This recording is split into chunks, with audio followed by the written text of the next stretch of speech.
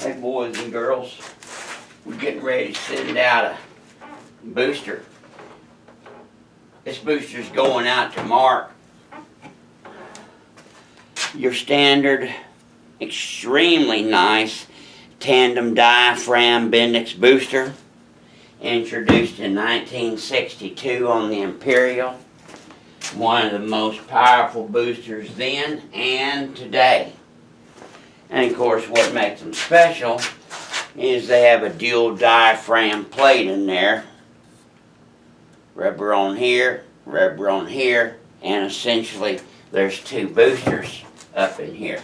Now, of course, it's all rebuilt. That's what we do, Uncle Ron. And then before we ship them out, I do a little hillbilly test, which of course we're just going to simulate the real world, right? Now, observe what I'm doing here, friends.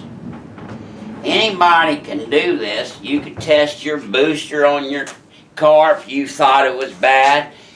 You need to isolate it. You need to get it off. And if you ain't got a vacuum pump, you can still use the tube from the carburetor or the intake or something. Just get you a vacuum source. Hell, I pulled up the buggy next to a whole different buggy and just yanked his hose off.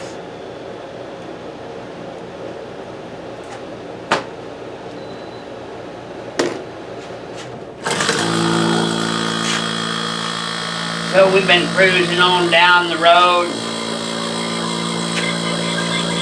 Now, pushing this in and out with the palm of my hand is quite easy. It's very smooth.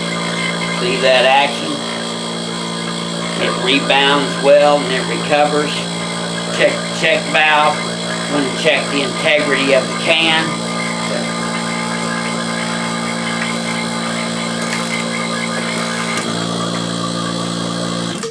Motor just shut off on us. We're going down the highway. It just shut off on us. We need a little bit of vacuum reserve, just to bring the car to a safe stop and pull over. Now, if you haven't decided that you need to pull over by now, your Hemi just shut off, or our RT charger just shut off.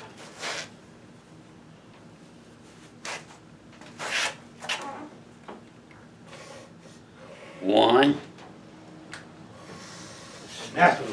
two, 2.5. Now, as you can see, with no vacuum, you are not gonna push this hub in unless you try to fucking kill yourself. There you go. You know the vacuum assist is working.